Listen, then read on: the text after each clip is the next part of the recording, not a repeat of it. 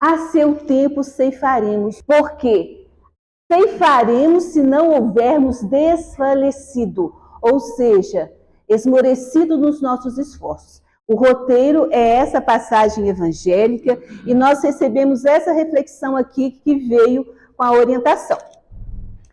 Se podemos nos cansar, significa que fazer o bem exige esforço. Quando nos esforçamos em fazer o bem, estamos semeando e certamente colheremos os frutos do que plantamos. Por isso, fazer o bem não é um esforço em vão.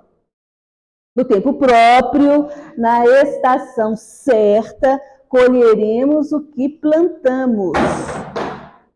Não podemos desanimar. Enquanto não for tempo de colheita, é tempo de semearmos o bem. Agora, a gente está só semeando ou a gente já está colhendo? É uma reflexão. Porque se a gente semeia já simplesmente com o propósito de colher no nosso tempo, aí a gente esmorece. É onde a gente vai chegar aqui com o nosso estudo, ok? Então, trazemos Vinha de Luz, capítulo 82. Aí ele começa assim a trazer para a gente. Hoje creem, amanhã descreem. Entregaram-se ontem as manifestações da fé, entretanto, porque alguém não se curou de uma enxaqueca, perdem hoje a confiança, penetrando o caminho largo da negação.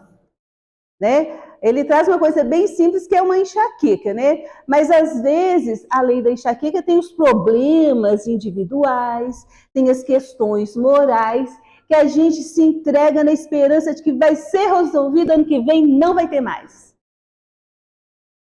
Ou, muitas das vezes, a gente chega à casa de André Luiz, que alguém falou, vai lá, é sensacional. Eu tomei um passe, eu recebi uma orientação espiritual, vai lá. A pessoa vem, mas não recebe da mesma forma que nós recebemos. O problema é com o trabalho espiritual ou com a disposição desse indivíduo? E muitas das vezes também do nosso excesso, porque a gente acredita que o que está na nossa pauta de esforço individual e singular está na pauta do outro. É completamente diferente. Alguns vêm para ficar livre, graças a Deus, tchau, sem o mínimo esforço da transformação moral. Mas nós que já estamos aqui sabemos quanto do nosso esforço é pedido. Porque se a gente esmorecer, desfalecer, a gente não vai ceifar, né? Então aí a gente vai verificando que precisamos auxiliar uns aos outros, sem o excesso do entusiasmo ingênuo. Ai, meu Deus, doutrina espírita não pode ter entusiasmo ingênuo. Nós precisamos entender como que funciona o auxílio espiritual na pauta legítima dos nossos esforços e merecimentos. Né? Não é uma coisa mágica, não é de uma hora para a outra, e não podemos colocar para quem está chegando essa expectativa. Alguns de nós já se frustraram com essa expectativa? Mas a gente aprendeu, amadureceu e ainda está no esforço individual. Então, vamos lá. Iniciam a prática do bem, mas se aparece um espinho da ingratidão dos semelhantes, proclamam a falência dos propósitos de bem fazer. Falência, perda das condições de continuidade. Continuidade dentro das empresas, mas aqui continuidade do esforço no bem. Iniciam a prática do bem, mas se aparece um espinho da ingratidão, do não reconhecimento, do não elogio, ninguém falou nada. Eu fiz um mural maravilhoso de evangelização, ninguém falou nada. Proclamam a falência dos propósitos de bem fazer, esmorecem. Gente, o reforço positivo é muito importante. Nós crescemos com o reforço positivo dos nossos pais. Oh, você é muito inteligente. Oh, mas você não, vai dar tudo certo. Nossa, você é muito criativo, você é bom em matemática. É um reforço positivo, mas à medida que a gente vai chegando na adolescência, em que o passado retoma, nós entramos num conflito do reforço positivo com as nossas más tendências. Aí a gente tem que começar a encontrar como utilizar do reforço positivo recebido para vencer as nossas más tendências. Ou do estudo que o conhecimento espírita promove, para a gente, na hora que não é reconhecido dentro da nossa expectativa orgulhosa e vaidosa, verificar que isso não é a parte mais importante do trabalho.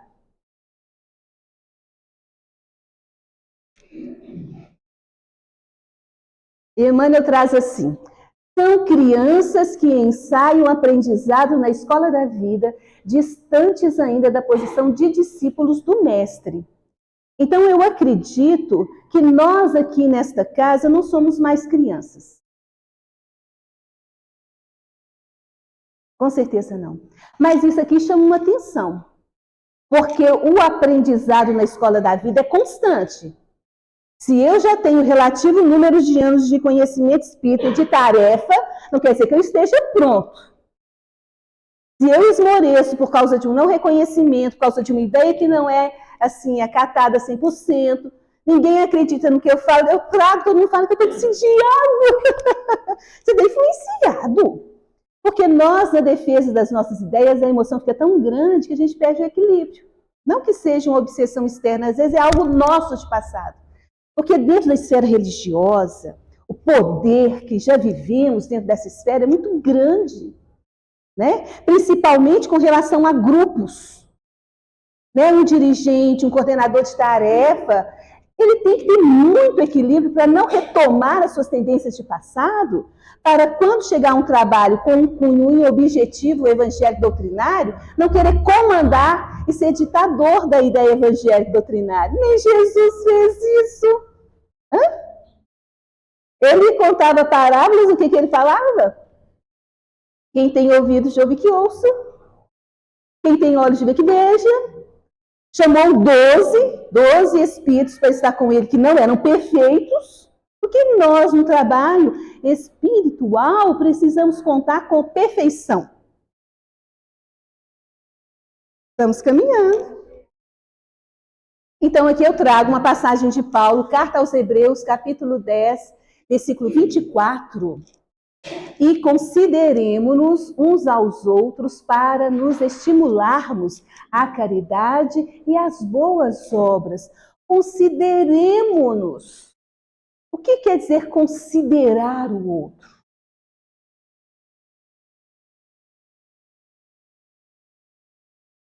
Considerar, ter respeito, admiração por alguém ou algo, ter em boa conta, respeitar. É a base de um processo da fraternidade. E nós estamos na Casa Espírita, que é uma escola, e é escola para aprender a consideração uns para com os outros. Sem excessos de preciosismo, sem excessos de que é mais evoluído, mais espiritualizado, sem excesso de, não, aquele médium é médium. Sem esses excessos. Jesus, o maior médium que teve na Terra, ligação direta com Deus, não estava assim tão se achando.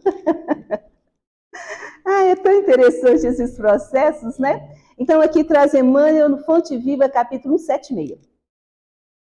Muitas instituições da vida cristã, respeitáveis por seus programas e fundamentos, sofrem prejuízos incalculáveis em razão da leviandade com que muitos companheiros se observam uns aos outros. Então, considerando aqui leviandade como um comportamento, gesto ou palavra leviana, insensatez e reflexão. Considerarmos-nos uns aos outros implica no respeito, implica a não trazer prejuízo para a tarefa, causando melindres. O que é melindrar? É se sentir incomodado, porque os outros estão achando, os outros estão pensando, os outros estão falando. Mas qual que é a tarefa mesmo? Qual que é o objetivo da tarefa mesmo?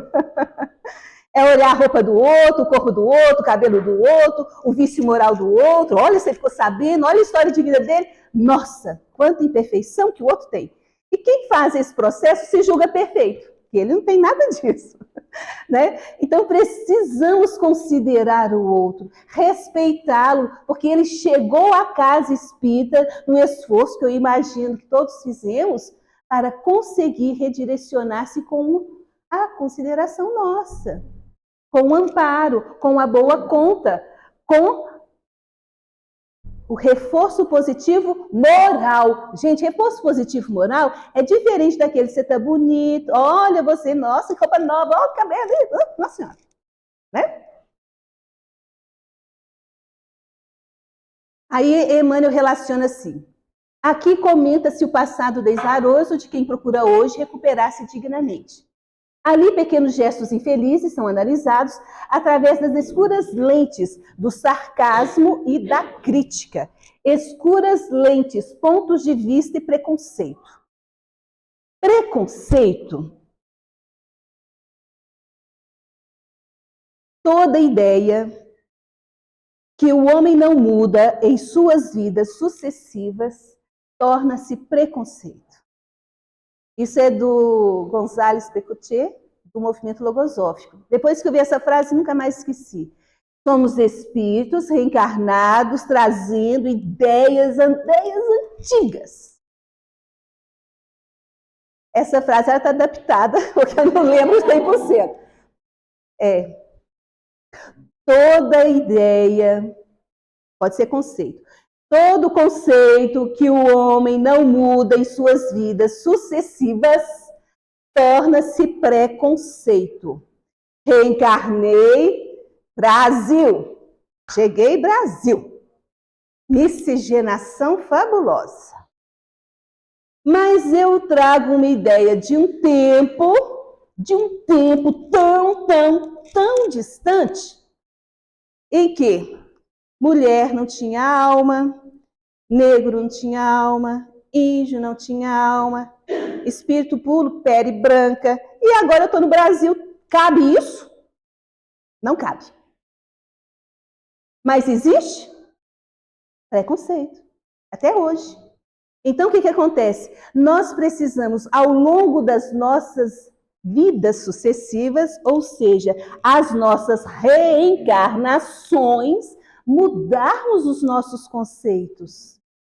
Não tem como, ainda mais estudar o conhecimento espírita, né, que é uma ideia de vanguarda tão grande, preso numa ideia preconcebida, numa opinião que eu pego o conhecimento, deturpo o conhecimento à luz das minhas conveniências.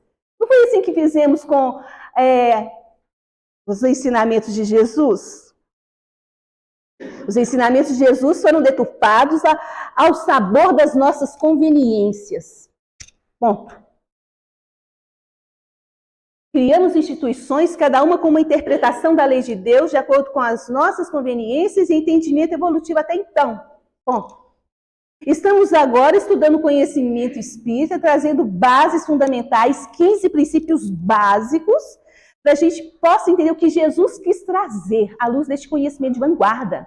Mas se o esforço não caminhar junto com o conhecimento intelectual, a transformação não caminha tão rápido quanto gostaríamos. E a gente sabe que isso é difícil. Porque o conhecimento intelectual a gente sabe muita coisa, mas na hora que vem, pela emoção, o reflexo da tendência, aí sai o preconceito, sai o julgamento e sai a condenação. Porque a gente julga e condena na mesma hora. É tão rápido o nosso processo, né, gente? Incrível. Não vou dizer de uma maneira geral, né? Nós já melhoramos muito nisso de julgar e condenar imediatamente. Mas precisamos caminhar cada vez mais para essa imparcialidade moral, porque se estamos agora num esforço coletivo, numa tarefa, precisamos trabalhar em conjunto. É impossível qualquer ação de conjunto sem a base na tolerância. Vive a tolerância na base de todo progresso efetivo. Emmanuel, livro Fonte Viva e Pensamento e Vida. Tolerância. E olha que começou com a base de todo o início de processo. E tolerância é suportar-se com paciência. Ah, que gracinha! Aí tem uma passagem evangélica também em Efésios, uma carta de Paulo. Paulo é sensacional.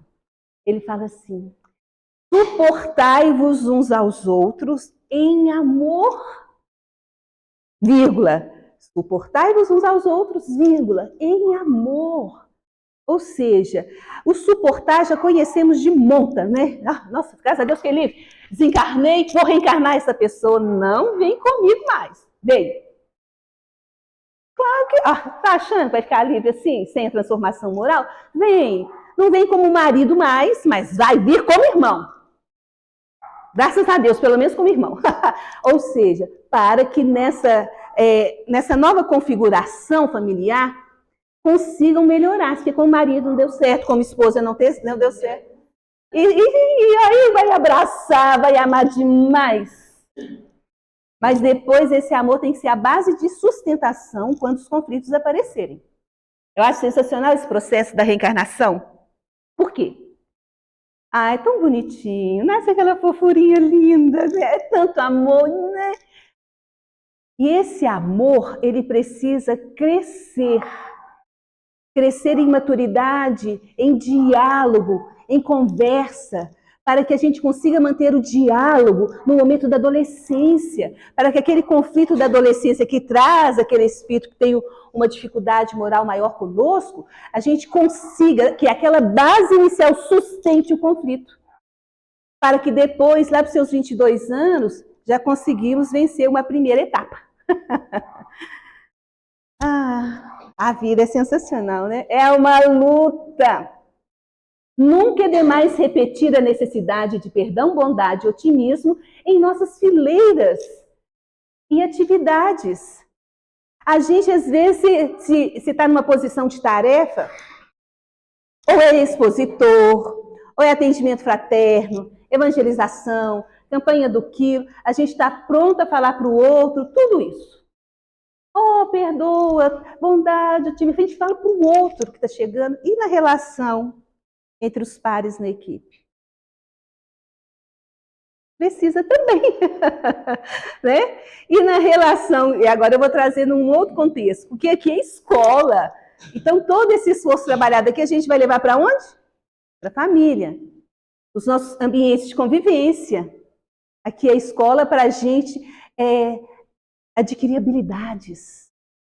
Habilidades de cunho moral. E o esforço é tão amparado aqui na Casa Espírita, porque a gente canta música, faz prece, todo mundo já entra predisposto. Lembra do texto inicial das variadas disposições para o serviço espiritual? Então, às vezes, a gente tem contato com uma pessoa que tem um entusiasmo e uma fé naquilo que ele faz, e a fé dele contagia. Isso está no Evangelho segundo o Espiritismo. A fé é contagiante. E a gente se predispõe uns aos outros ao melhor. Voltando aqui na passagem, vou lá, voltando.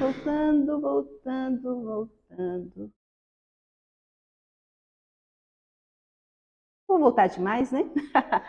E consideremos-nos uns aos outros para nos estimularmos à caridade e às boas obras. Isso é importantíssimo para que a gente não se canse de fazer o bem, para ceifar no tempo certo, sem desfalecer. É um segurando o outro. Não se fala que ninguém vai largar a mão de ninguém? Isso serve aqui também. As nossas lutas de classe, as nossas lutas lá fora, a única questão que está faltando lá fora é justamente consideração, respeito, fraternidade, solidariedade. A forma de buscar e conquistar, ela precisa mudar, porque aí as guerras até terminam, porque todos vão estar caminhando para o mesmo objetivo. Estamos aprendendo na Casa Espírita isso. Que a gente entenda que perdão, bondade e otimismo, dentro da Casa Espírita e qualquer trabalho que a gente tiver, faz parte. Não, aqui é diferente, lá é competitivo. Lá eu sou poderoso, lá eu sou chefe, lá isso aqui, nossa, isso não pode. Nossa, para ter bondade ali, não, ali é olho por olho, dente por dente. Gente, nosso trabalho profissional, olho por olho, dente por dente. Na família nem se fala, mas na casa espírita, isso é vício religioso do passado. André Luiz traz no livro Nosso Lar, vício religioso do passado. E Emmanuel fala também no livro Renúncia, que nós, nos templos, reverenciamos o Evangelho, mas depois que a gente sai, da porta para fora, menoscabamos tudo na sociedade. Por que aqui é diferente da sociedade? Aqui é onde nós vamos aprender a exportar o termo certo? A exportar para a sociedade aquilo que a gente está aprendendo. E aí, realmente acontece a nossa transformação moral, a nossa mudança de hábito. Aí a gente vai começar a estimular uns aos outros, nas fileiras e atividades que estivermos, o melhor. Não? Ainda bem que vocês estão longe, né? Estou chovendo aqui. Né? Estimularmos uns aos outros ao melhor. Porque entramos em esferas densas de reclamação, de queixa, de competição, de rivalidade, de jogos, de artifícios. Nossa! Olha, isso lá no tempo do Cristo já existia. Os doutores da lei fizeram parceria com Roma, um tentando pegar o outro para ganhar poder, e pronto, nós estamos aqui de novo. Lembremos-nos de que, com o nosso auxílio, tudo hoje pode ser melhor que ontem. E tudo amanhã será melhor que hoje. Isso é esperança e isso é fé. Vai melhorar? Sim. Vai dar tudo certo? Vai. Mas não é só na fala. Tem que acompanhar o quê? Pensamento, a emoção, a atitude, o comportamento, a mudança do comportamento que pede esforço. E às vezes é só o nosso, bem-aventurados seremos, né? É assim que Jesus traz as bem-aventuranças. Aquele que está fazendo é o bem-aventurado. E as promessas da bem-aventurança, hein, gente? De perseverança no bem. Sem perseverança no bem, não há caminho para a felicidade. Por isso mesmo recomendou-nos o apóstolo Paulo. E consideremos-nos uns aos outros, para nos estimularmos a caridade e as boas obras, porque somente nessa diretriz estaremos servindo à construção do reino do amor. Uau! Eu estou falando, né, demais, vocês não estão participando. Reino do amor é construção. Emmanuel traz um texto que eu achei interessante, porque a construção não é a casa espírita e não são os templos. Claro que precisamos dos templos e da casa espírita, um centro que todos convergem no objetivo comum, que é uma escola para desenvolver habilidades e competências morais para a gente levar para os nossos círculos de convivência. Porque aqui tem o esforço da consideração uns aos outros, tem o esforço da predisposição para o trabalho. A gente acorda cedo para cá no maior entusiasmo, mas na hora de acordar segunda-feira para trabalhar não existe o mesmo entusiasmo. Por quê? Por que segunda-feira é um dia tão triste? E por que sexta-feira tem que ser o dia mais feliz? E a gente vai criando essas coisas e a gente fica assim fechado. Todo dia é dia bom. Todo dia é dia bom. Não é não? Hã? O que acontece? Nós vamos criando esses sofismas, essa questão, esse desculpismo, criando um pensamento emocional e psicológico que trava todas as nossas iniciativas. Hoje não é dia disso, não. Isso vem de onde? Do Velho Testamento.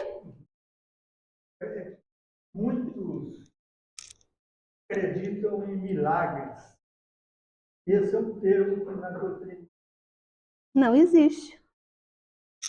E a postura, você vê um texto que o Alê está mandando, a gente tem equilíbrio constante. É isso que leva para. Jesus falava, tem de bom ânimo. Isso. Um texto de Emmanuel falava que nós precisamos ter bom ânimo e alegria. Aí me deu um tchum na cabeça. Eu falei, gente, mas bom ânimo não é alegria? Eu sempre entendi, tem de bom ânimo. Aí a gente tem que estudar, pegar dicionário, pesquisar. Adoro conhecimento espírita, por isso nos promove a entender. Porque foi-se o tempo que alguém falava e a gente, né, nossa, isso, e aceitava sem questionar. Agora, pode perguntar, gente? Investiguem. Investiguem-se, né? Não é o outro, não. Aí, bom ânimo quer dizer coragem. Tem de bom ânimo, eu venci o mundo. E alegria é a satisfação em realizar o bem, em realizar o melhor. Então, tem de bom ânimo, coragem e alegria naquilo que você está fazendo. E a gente vai verificando que é bom. Se aqui a prática das tarefas é tão boa, por que no ambiente profissional não é? Por que em casa é difícil? Não. O sofá está atrasando a nossa vida? É o sofá? É o celular? São as séries na TV? É a falta de predisposição? É só você que está fazendo? Marta, Marta. E a gente fica naquela briga. Eu estou fazendo tudo, o outro não faz nada. É uma cobrança. A gente precisa sair desses padrões. E, inclusive, todo dia é dia bom. Todo dia é um dia bom para o trabalho. Precisamos sair desses processos que construímos, que nos limitam. Isso é uma crença limitante. E a construção do reino do amor, isso que eu já estava falando, é na base do nosso coração.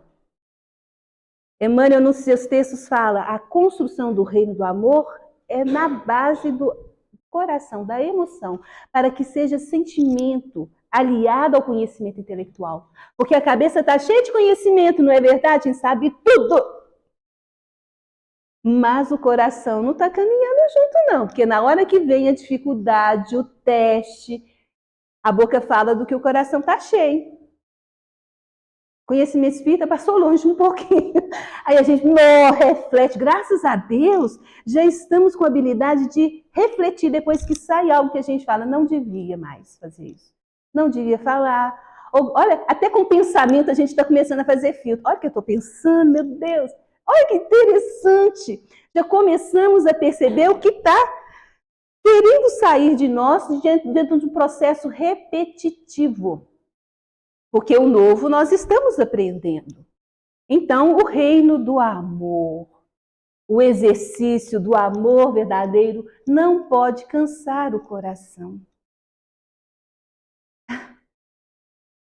Amor verdadeiro. Tem amor diferente?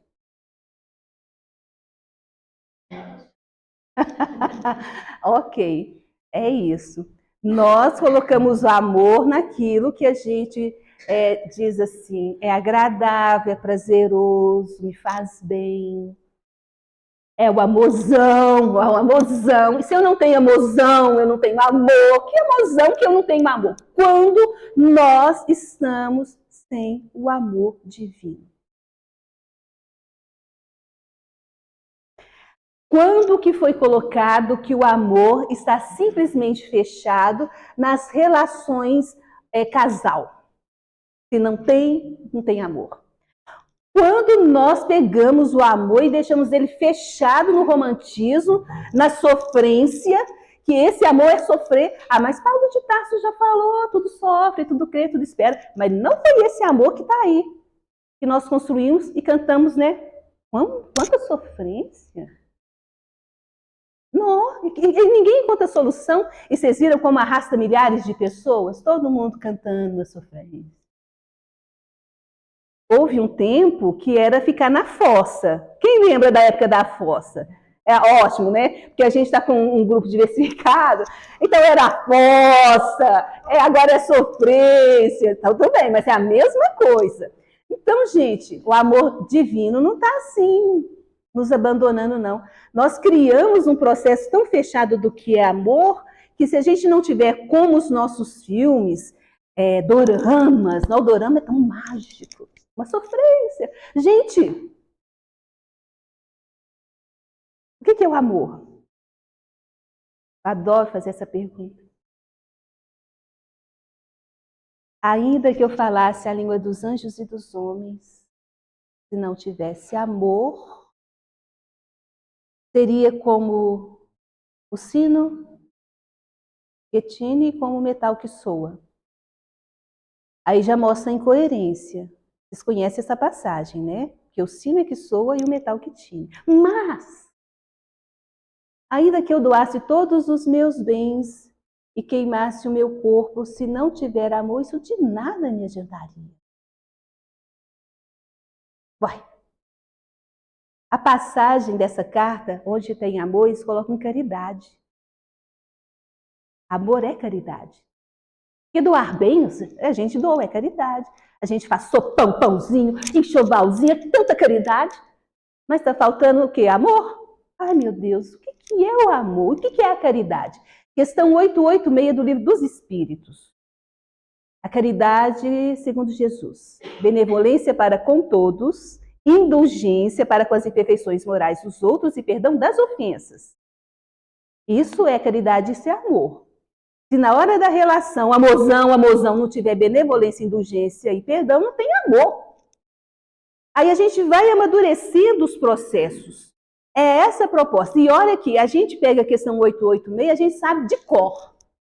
Mas a gente precisa esmiuçar e encontrar um raciocínio de benevolência, indulgência e perdão dentro da nossa capacidade de fazer. Porque o conhecimento evangélico doutrinário, saber de cor não resolve. Porque eu não elaborei um raciocínio aplicável na minha vida.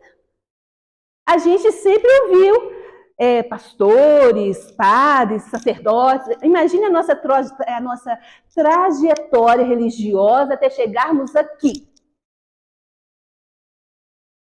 Então, agora está pedindo para a gente raciocinar, para a gente questionar, pesquisar, querer saber da nossa própria existência, para entender os nossos processos, verificar o que a gente pode resolver na base do esforço individual e coletivo. Porque como o coletivo ajuda a gente individualmente? Como o coletivo nos ajuda individualmente? A gente vem na casa, na tarefa, no trabalho, a gente sai energizado, com uma energia capaz de acalmar o coração, para a gente encontrar resposta dentro da gente, para a gente conseguir fazer os nossos esforços. E aí a gente vai conseguindo fazer o exercício desse amor verdadeiro. Quem ama em Cristo Jesus, guarda confiança em Deus, é feliz. E sabe alimentar-se de esperança. E felicidade é uma coisa também que a gente tem que começar a discutir, entender o que é felicidade e o que é ser feliz. O mundo criou tanta coisa que para a gente ser feliz a gente tem que ter, a gente tem que parecer, tem que comprar, tem que fazer, tem padrão para isso, tem padrão para aquilo. E se a gente não tem, se a gente não está no padrão, a gente está infeliz. E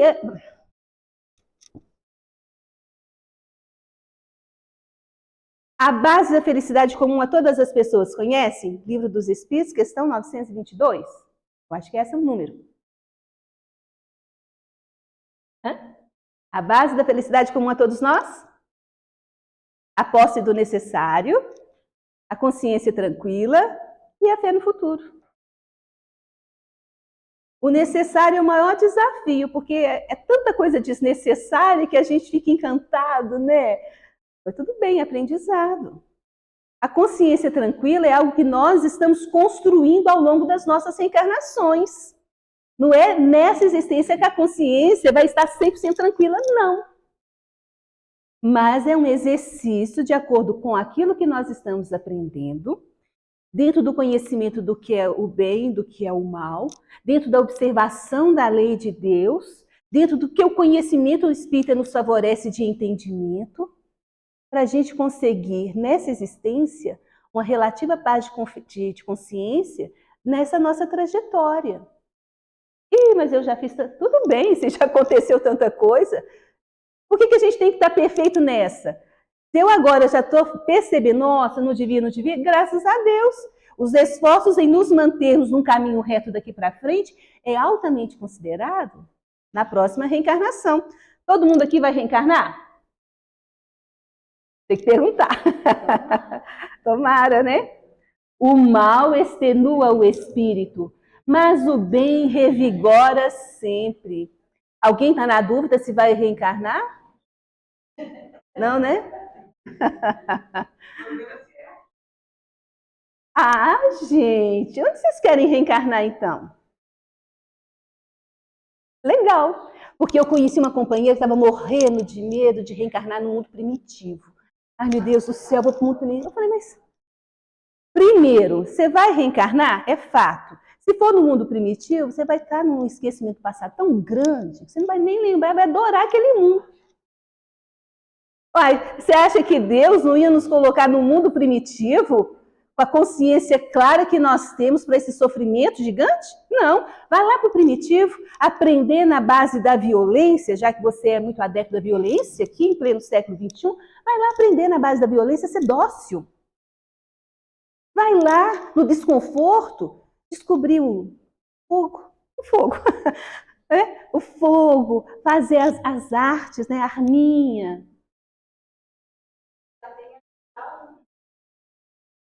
Foi assim que aconteceu. Você acha que eles inventaram a roda do nada? Não! Chegou alguém lá com um esquecimento tão grande. Nossa, eu tive uma ideia. Se a gente fazer um negócio redondo, vai facilitar. Ele já tinha a ideia, a noção. Foi lá para promover os primitivos e ele se resgatar. Corrigir, ajudar os outros, promoverem os outros. É assim o processo. E o mal, então, extenua o espírito. Extenuar é enfraquecer-se, debilitar-se extremamente, esgotar. Então, o mal extenua, esgota, debilita as nossas forças físicas, nossas forças morais, a nossa energia. Mas o bem revigora. E a gente sabe como que o bem revigora.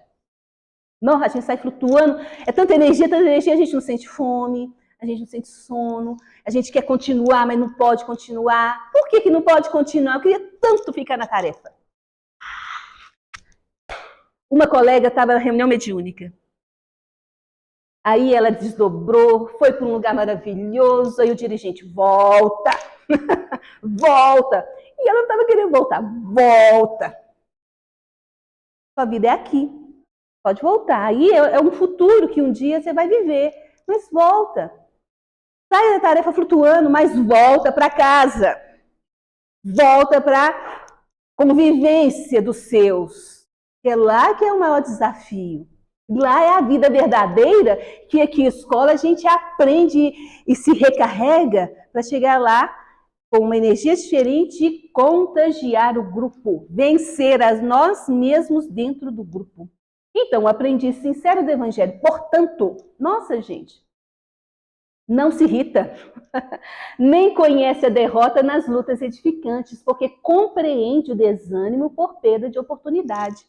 Compreensão é algo que eu também trouxe para a gente traduzir, porque compreender é alcançar com o raciocínio a inteligência.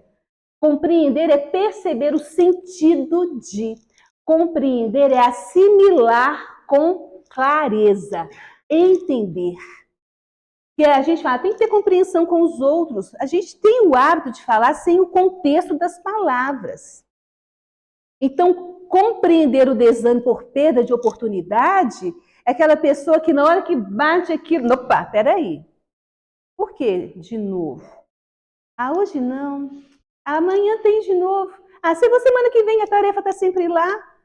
Ah, pandemia, 2 anos quase sem vir. Ah, eu criei minha rotina. Ah, não, minha rotina mudou, criei outra rotina. Ah, tarefa de noite. Ah, meu Deus. Sábado de manhã, domingo. Ah, não, já criei outra rotina. Olha como que foi, para alguns, o esforço de retomar ao núcleo de aprendizado e a escola. E realmente se cria outra rotina. Nós substituímos os nossos horários com várias e várias questões. Ou é para dormir, entretenimento, passear. Nada contra. Todos aqui temos tarefas e temos entretenimento, passeamos, viajamos, não é verdade? Sim. Gente, a irritação, que a gente... Sensacional a participação. A irritação que a gente fala, que o outro traz para a gente, é da gente com relação ao outro. Porque a gente espera que o outro tenha uma visão e uma clareza, e um entendimento, e a inteligência, e a velocidade que a gente tem, e ele não tem. A gente quer que ele pegue a ideia e o raciocínio que é nosso. E ele não vai pegar, porque ele não é a gente. Quando é uma criancinha de 4 anos, está aprendendo, quantas vezes já a gente respondeu para a criancinha a mesma pergunta? Nem lembro. Mas depois que fica adulto, não pode perguntar 2 vezes, não. Na primeira tem que já saber tudo, né? Eu já respondi, já te falei, não é assim? Eu já te falei que você está perguntando de novo. É adulto, espera-se. E a gente está numa fase que tem agora a chamada demência, processo de Alzheimer. E a pessoa está perguntando 500 vezes a mesma coisa. Está querendo ir embora para a casa dela, encontrar a mãe dela. Olha, nós precisamos criar para nós, como é que eu vou dizer aqui? Vou usar essa palavra, talvez não seja essa, né? Muletas. É aquilo que nos sustenta e nos segura naquele momento.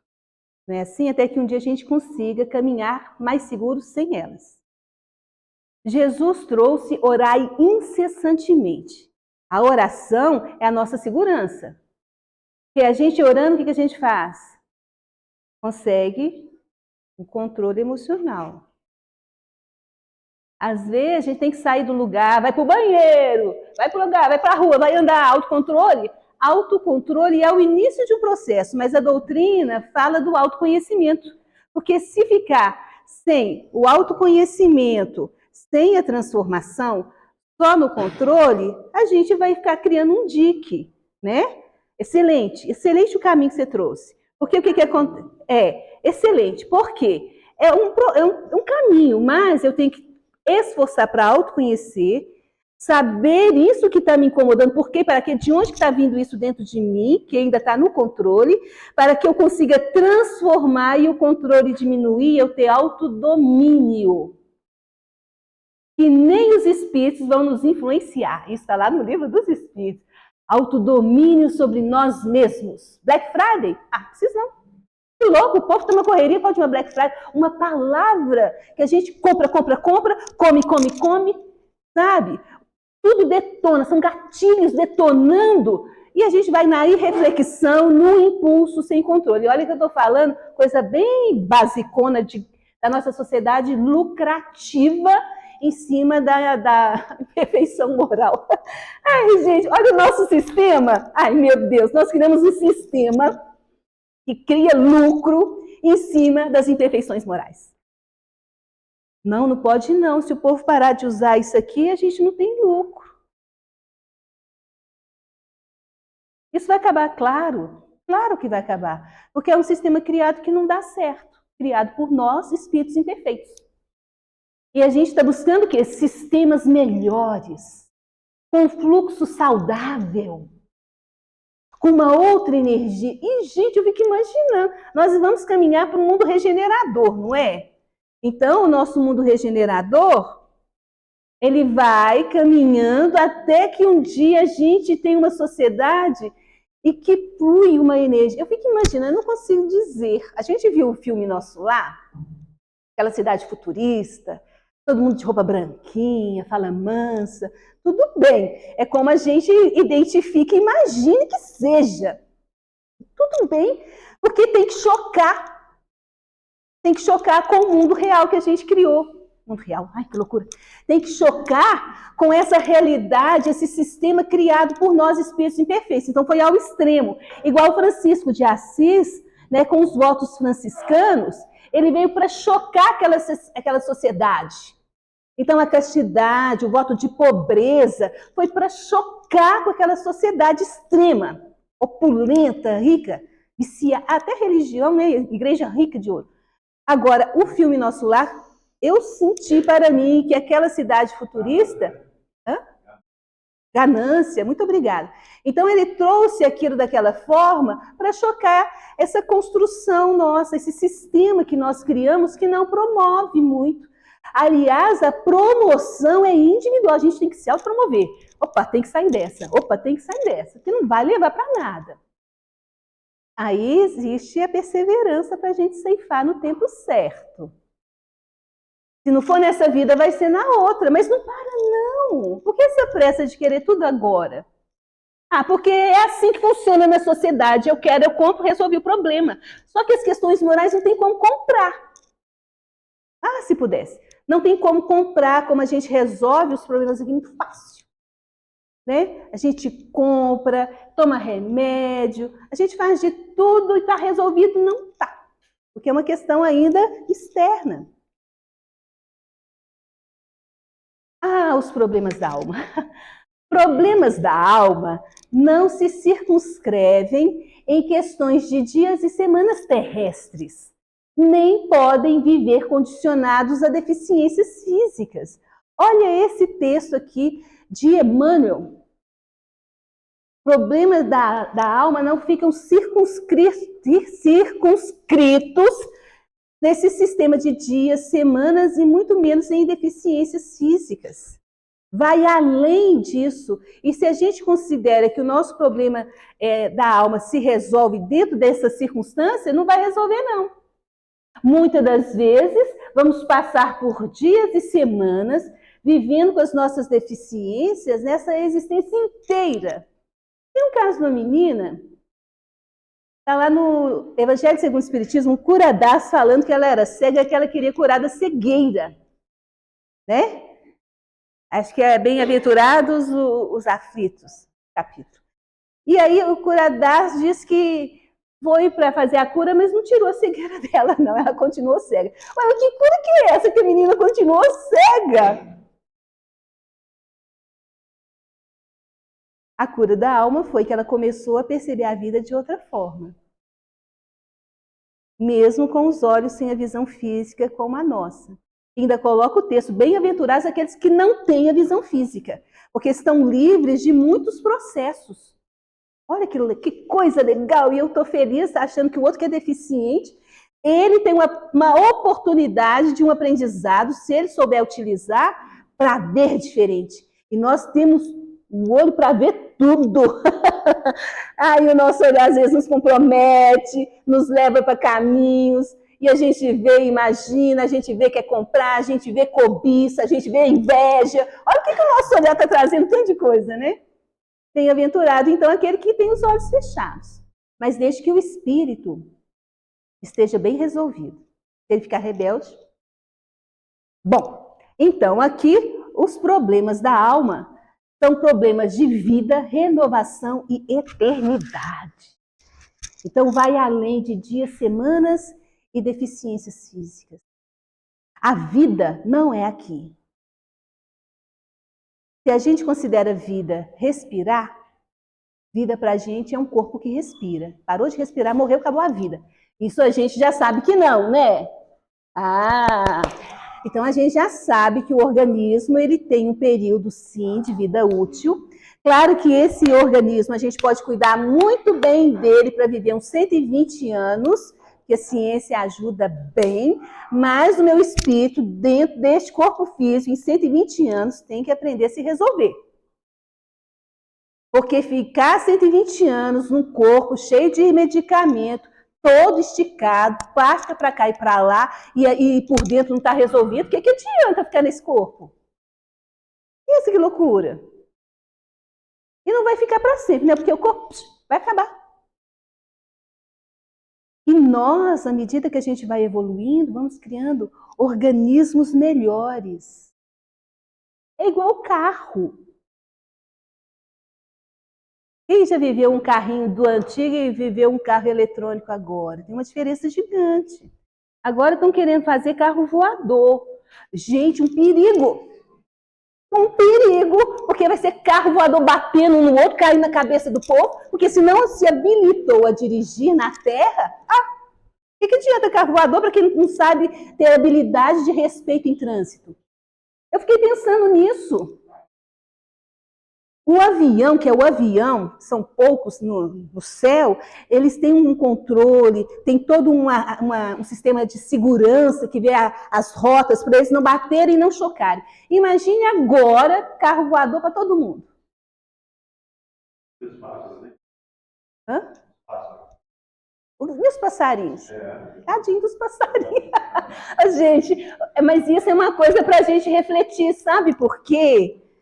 Nós precisamos nos habilitar em todos os aspectos, não só em aspectos técnicos, principalmente em aspectos morais, para a gente caminhar com o futuro. Só que a tecnologia está dando um boom, mas o moral não está indo junto. Isso é para a gente raciocinar. Às vezes pega um carro poderoso e os acidentes estão acontecendo aí, alguns dizem que perdem o controle do carro porque não tem domínio naquela tecnologia, aperta errado, eu estou supondo em alguns casos, e o carro dispara. Ou então está ali no Velozes e Furiosos, que eu vi na televisão, Velozes e Furiosos, pega um carrão para estar um de Velozes e Furiosos na rua. O nosso entretenimento, gente, cria imagens ilusórias que a gente acredita que vai bater e vai sair vivo. É incrível esses filmes, gente. Quem faz esses filmes? Nós, espíritos imperfeitos. Gente, quem faz o nosso entretenimento? Nós, espíritos imperfeitos. Quem faz as novelas, os doramas, os filmes? Quem escreve no jornal? Nós, espíritos imperfeitos. Por que a gente pega tudo e aceita como verdade absoluta? Sem filtro. Agora, quando pega um livro espírita, será que isso aqui existe? Duvido. Quem escreveu? Aqui fala que é Emmanuel pelo Chico Xavier. Duvido disso. Livro espírita, a gente duvida tudo. Mas quando pega toda a nossa construção midiática, feita por espíritos imperfeitos como nós, a gente aceita como verdade absoluta. Isso é uma questão para refletir. Para ter critério e filtro. Paulo já colocou, lê de tudo e retém de melhor. E encontrar o melhor dentro da nossa construção imperfeita é o nosso esforço. Para garantir e resolver nossos problemas de vida, renovação e eternidade. Não te canses. Não te canses, pois, de fazer o bem. Convencido, todavia, de que a colheita por tuas próprias mãos depende de prosseguires no sacerdócio do amor sem desfalecimentos. Não te canses. Não perca fé, não perca esperança. Acredite. Fé é a crença naquilo que não se vê, não é assim que a gente estuda? Então acredita. Mas eu não estou vendo.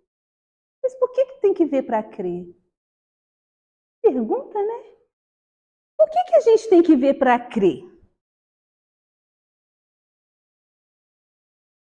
Porque a nossa fé, ela é muito concreta ainda, né? Eu tenho que ver. Mas já aconteceu tanta coisa. Para que ainda precisamos ver? O conhecimento espírita já passou por tanto processo de materialização. Já foi tão investigado. William Crookes foi lá para derrubar aquela coisa louca. Vocês conhecem a história do William Crookes, né? Que foi contratado para acabar com esse movimento louco. Isso é palavra minha, não está escrito assim no livro, não. Vai lá, desmascara isso. E ele foi e comprovou cada vez mais as materializações e a mediunidade. Será que nós precisamos ainda de materialização, do espírito plasmar, chegar e falar com a gente concretamente? Se precisar, a gente vai acabar surgindo de novo esse processo. Porque é misericórdia, né? Misericórdia, gente, vamos fazer os espíritos aparecerem de novo, que o pessoal está precisando. Não tem problema, não. Não tem problema, nós é que temos essa tendência, né? Já falei, não vou fazer de novo. Para a espiritualidade não existe, não. Se tem necessidade, vamos mandar a materialização. Está precisando ainda acreditar, ver para acreditar. Vou acrescentar o seu comentário, excelente. Emmanuel coloca, imperfeitos, porém úteis. Não podemos realmente manter a imperfeição. A gente tem que aumentar a nossa utilidade no bem.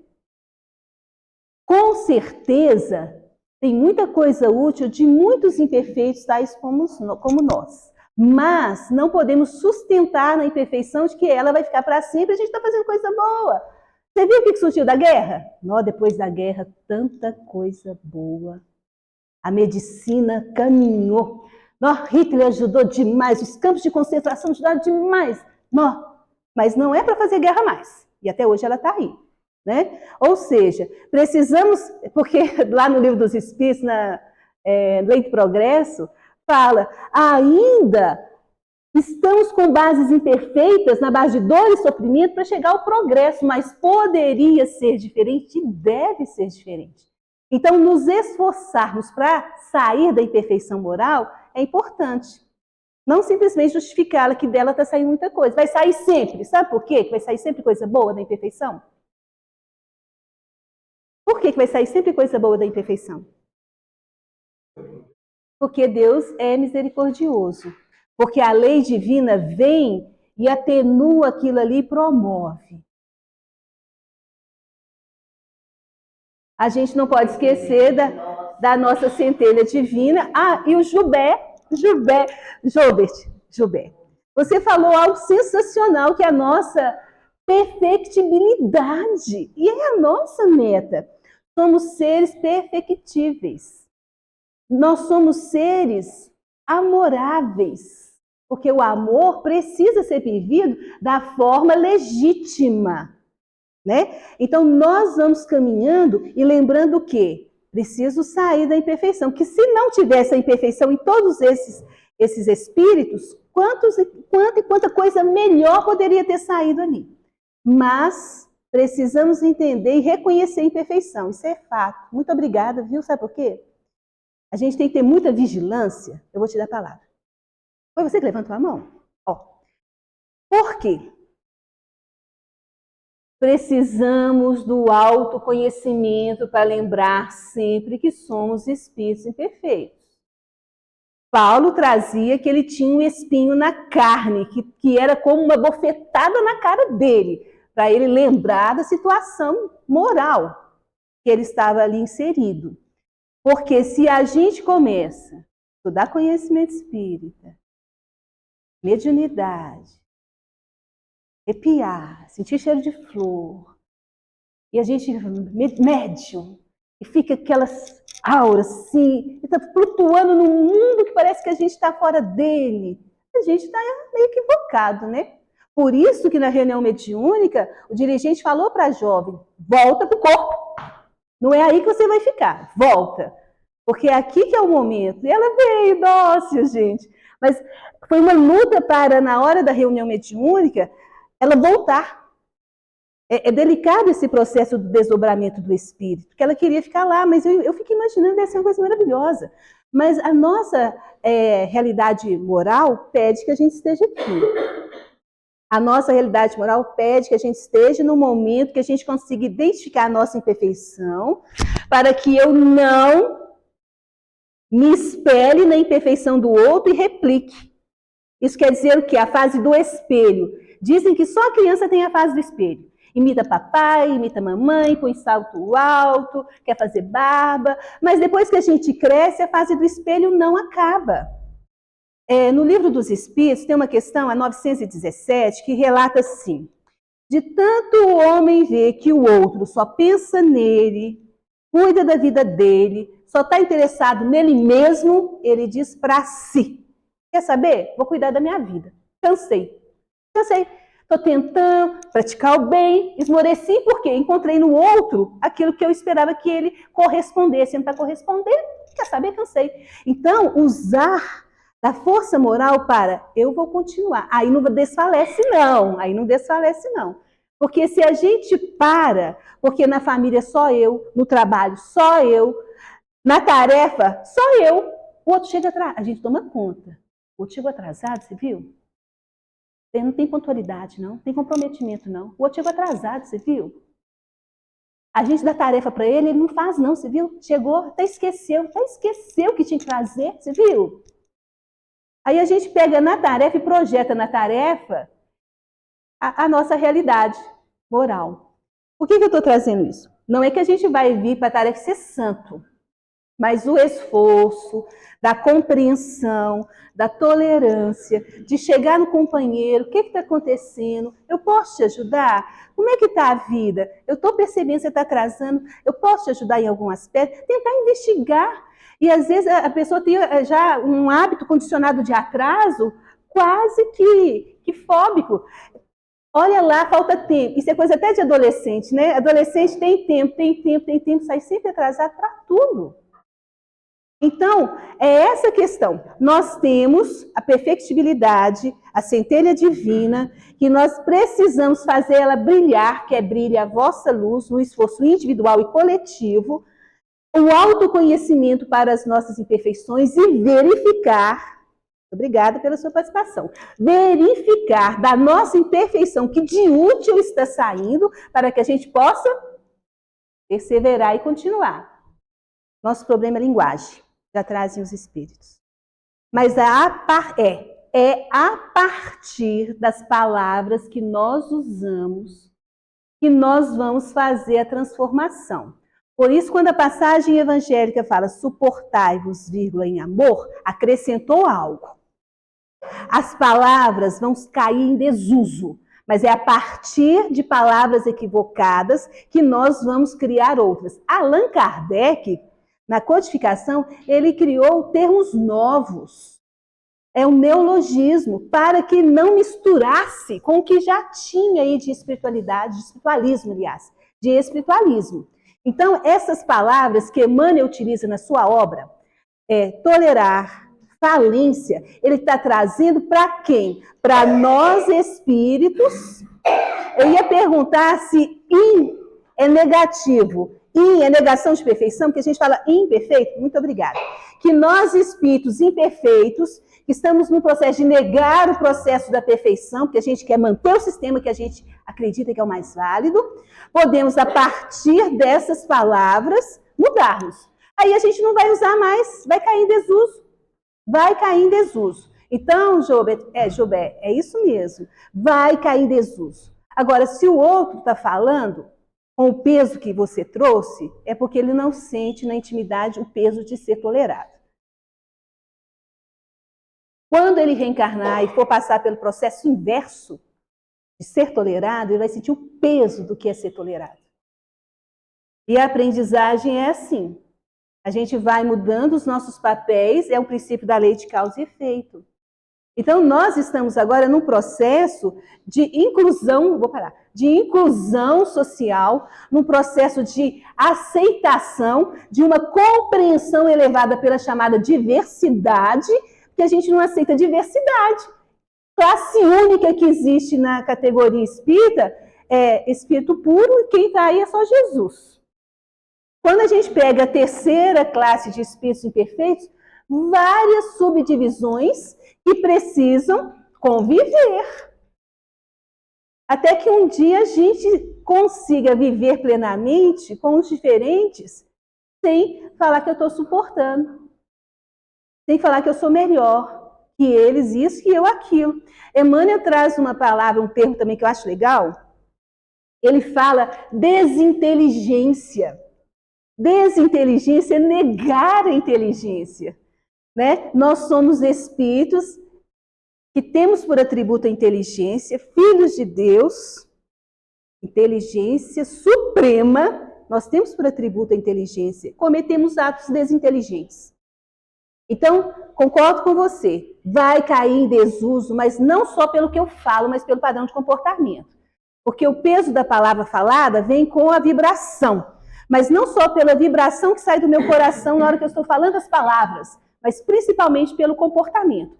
Então, se nós começarmos a praticar um padrão de comportamento novo e uma palavra diferente, a gente vai influenciar, vai considerar e vai puxando uns aos outros para o melhor. Eu vou encerrar porque eu vou passar para a coordenação agora.